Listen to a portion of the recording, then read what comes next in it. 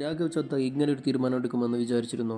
India ഒട്ടുക്കുള്ള ജനങ്ങൾക്ക് വേണ്ടി സംസാരിച്ച ഇവരെ എന്തിനാണ് അടിച്ചമർത്തുന്നത്? ഇത്രയും നാൾ ഇന്ത്യയിലെ സാധാരണക്കാരായ ജനങ്ങൾക്ക് വേണ്ടി സംസാരിച്ച ഇവരെ ഇപ്പോൾ ഇന്ത്യൻ പാർലമെന്റിൽ നിന്ന് പുറത്താക്കുകയാണ്. നിങ്ങൾക്കെല്ലാം അറിയാം, രാഘവ് ചദ്ദ സാധാരണ ജനങ്ങളുടെ പ്രശ്നങ്ങളായിരുന്നു പ്രധാനമായും സംസാരിച്ചിരുന്നത്. മൊബൈൽ കമ്പനികൾ നൽകിയ 30 ദിവസത്തിന് പകരം 28 ദിവസം എന്ന റീചാർജ് ഒഴിവാക്കുന്നതിനായി ശബ്ദമുയർത്തി. ഒരു ദിവസം ഡാറ്റ കഴിഞ്ഞു പോയാൽ അധിക ഡാറ്റയ്ക്ക് വേണ്ടി വീണ്ടും പൈസ കിട്ടുന്നത് പോലെ ഒരു ദിവസം ബാലൻസ് വരുന്ന ഡാറ്റ അടുത്ത ദിവസത്തേക്ക് ക്യാരി ഫോർവേഡ് ചെയ്യാത്തതിനെതിരെ പാർലമെന്റിൽ ചോദ്യങ്ങൾ ഉയർത്തി.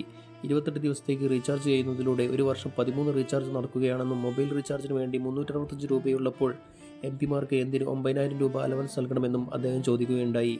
എയർപോർട്ടിൽ 10 രൂപയ്ക്ക് കൊടുക്കേണ്ട ചായ 600 രൂപയ്ക്ക് വിൽക്കുന്നതിനെതിരെയും അദ്ദേഹം ശബ്ദമുയർത്തി അതിനെതിരെ നിയമവും കൊണ്ടുവന്നു. അതുപോലെ MLA ആയിക്കോട്ടെ, ആരായാലും പണിയെടുക്കുന്നില്ലേ, തലസ്ഥാനത്ത് നിന്ന് മാറ്റണമെന്നും അദ്ദേഹം വാദിച്ചു. ഇങ്ങനെയുള്ള നല്ല കാര്യങ്ങൾ ചെയ്തിരുന്നെങ്കിലും ആം ആദ്മി പാർട്ടിയുടെ തലവനായ അരവിന്ദ് കെജ്രിവാളിനെ ജയിലിൽ അടച്ചപ്പോൾ ഒന്ന് പോയി കാണാനോ അപലപിക്കാനോ തയ്യാറായില്ല. ജയിൽ മോചിതനായ ശേഷവും നേരിൽ പോയി കാണാൻ കൂട്ടാക്കിയില്ലെന്നാണ് അറിഞ്ഞത്.